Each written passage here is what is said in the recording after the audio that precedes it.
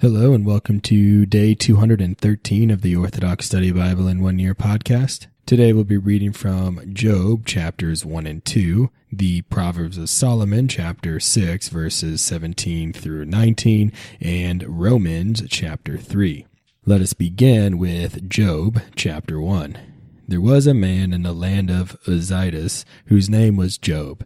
That man was true, blameless, righteous, and God-fearing, and he abstained from every evil thing. Now he had 7 sons and 3 daughters, and his cattle consisted of 7,000 sheep, 3,000 camels, 500 yoke of oxen, and 500 female donkeys in the pastures.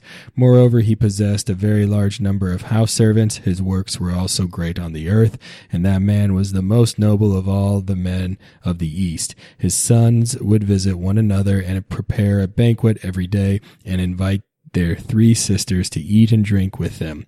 When the days of their drinking were ended, Job sent and purified them, and he rose early in the morning and offered sacrifices for them according to their number, as well as 1 calf for the sins of their souls. For Job said, "Lest my sons consider evil things in their mind against God." Therefore Job did this continually. Then, as it so happened one day that, behold, the angels of God came to present themselves before the Lord, and the devil also came with them. The Lord said to the devil, "Where did you come from?" So the devil answered the Lord and said, "I came here after going about the earth and walking around under heaven." Then the Lord said to him, "Have you yet considered my servant Job, since there is none like him on the earth, a blameless, true, and God-fearing man, and one who abstains from every evil thing?" So the devil answered and said before the Lord, "Does Job worship the Lord for no reason? Have you not made a hedge around him, around his household, and around all that he has on every side? You have blessed the work of his hands, and his cattle have increased in the land. But stretch out your hand and touch all he has, and see if he will bless you to your face." Then the Lord said to the devil, "Behold, whatever he has I give into your hands, but do not touch him." Thus the devil went out from the Lord. Now there was a day when Job's sons and daughters were drinking wine in the house of their elder brother. And behold, a messenger came to Job and said, "The yokes of oxen were plowing, and the female donkeys were feeding beside them. Then raiders came and took them captive and killed the servants with the sword, and I alone have escaped to tell you." While he was still speaking, another messenger came and said to Job, "Fire fell from heaven and burned up the sheep, and likewise consumed the shepherds, and I alone have escaped to tell you." While he was still speaking, another messenger came and said, "Horsemen formed 3 bands against us, surrounded the camels, took them captive, and killed the servants with the sword. I alone have escaped to tell you." While he was still speaking, another messenger came and said, "Your sons and daughters were eating and drinking wine with their elder brother, and suddenly a great wind came from the desert and struck the 4 corners of the house, and it fell on your children, and they died, and I alone have escaped to tell you." Then Job arose, tore his robe, and shaved off the hair of his head, and he fell to the ground and worshipped, saying, "Naked I come from my mother's womb, and naked shall I return. The Lord gave, and the Lord has taken away. As it seemed good to the Lord, so also it came to pass. Blessed be the name of the Lord. In all these things that happened, Job did not sin against the Lord or charge God with folly." Job chapter 2. Then again, as it so happened another day, the angels of God came to present themselves before the Lord, and the devil also came among them to present himself before the Lord. The Lord said to the devil, Where did you come from?" Then the devil said before the Lord, "I came here from walking around under heaven and going about all the earth." Then the Lord said to the devil, "Have you considered my servant Job, since there is none like him on the earth, an innocent, true, blameless, and God-fearing man, and one who abstains from every evil thing? Moreover, he still holds fast to his integrity, though you told me to destroy his possessions without cause." Then the devil answered the Lord and said, "Skin for skin, whatever a man has, he will pay in full for his life. Yet truly stretch out your hand and touch his bones, and his flesh, and see if he will bless you to your face. So the Lord said to the devil, Behold, I give him over to you, only spare his life. Thus the devil went out from the Lord and struck Job with malignant sores from head to foot. So he took a potsherd to scrape away the discharge and sat on a dunghill outside the city.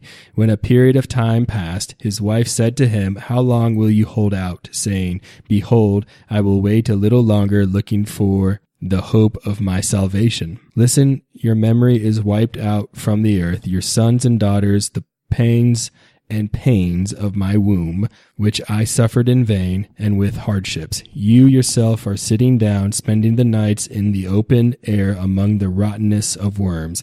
And I go about as a wanderer and a handmaid from place to place and from house to house, waiting for the setting of the sun, so as to rest from my labors and pains that now beset me. But say a word against the Lord and die. Then Job looked at her and said, You have spoken as one of the foolish women speaks. If we accepted good things from the Lord's hand, shall we not endure evil things? In all these things that happened to him, Job did not sin with his lips against God. Now when Job's 3 friends heard of all the evil things that had come upon him, each one came to him from his own place, Eliphaz the Temanite king, Bildad the Shuhite ruler, and Zophar the Naamathite king, for they came to him with one accord to visit and comfort him. Now when they saw him from a distance, they did not recognize him, and they cried with a loud voice and wept. Each one tore his robe and sprinkled dust on his head. So they sat down with him on the ground 7 days and 7 nights, and no one spoke to him, for they saw that his affliction was terrible and very great. Proverbs of Solomon, chapter 6, verse 17. A man who is without discernment and is lawless does not walk in good ways, but he winks with an eye, he makes a sign with his foot, and teaches with the wave of his hand. And with a perverse heart he constantly schemes evil things. Such a man causes trouble in a city. Therefore his destruction comes suddenly, a deep and incurable wound. Romans, chapter 3. What advantage then has the Jew, or what is the profit of circumcision? Much in every way, chiefly because to them were committed the oracles of God. For what if some did not believe? Will their unbelief make the faithfulness of God without effect? Certainly not. Indeed, let God be true, but every man a liar, as it is written, that you may be justified in your words, and may overcome when you are judged. But if our unrighteousness demonstrates the righteousness of God, what shall we say? Is God unjust who inflicts wrath? I speak as a man. Certainly not. For then how will God judge the world? For if the truth of God has increased through my lie to his glory, why am I also still judged as a sinner? And why not say, Let us do evil that good may come, as we are slanderously reported, and as some affirm that we say, their condemnation is just. What then? Are we better than they? Not at all, for we have previously charged both Jews and Greeks that they are all under sin. As it is written, There is none righteous, no, not one. There is none who understands, there is none who seeks after God. They have all turned aside, they have together become unprofitable. There is none who does good, no, not one. Their throat is an open tomb. With their tongues they have practiced deceit. The poison of asps is under their lips, whose mouth is full of cursing and bitterness. Their feet are swift to shed blood. Destruction and misery are in their ways, and the way of peace they have not known. There is no fear of God before their eyes. Now, we know that whatever the law says, it says to those who are under the law that every mouth may be stopped, and all the world may become guilty before God. Therefore, by the deeds of the law, no flesh will be justified in his sight, for by the law is the knowledge of sin. But now the righteousness of God apart from the law is revealed, being witnessed by the law and the prophets, even the righteousness of God through faith in Jesus Christ to all and on all who believe. For there is no difference, for all have sinned and fall short of the glory of God, being justified freely by his grace through the redemption that is in Christ Jesus, whom God set forth as a propitiation by his blood through faith to demonstrate his righteousness, because in his forbearance God has passed over the sins that were previously committed, to demonstrate at the present time his righteousness, that he might be just and the justifier of the one who has faith in Jesus. Where is boasting then? It is excluded. By what law? Of works? No, but by the law of faith. Therefore we conclude that a man is justified by faith apart from the deeds of the law. Or is he the God of the Jews only?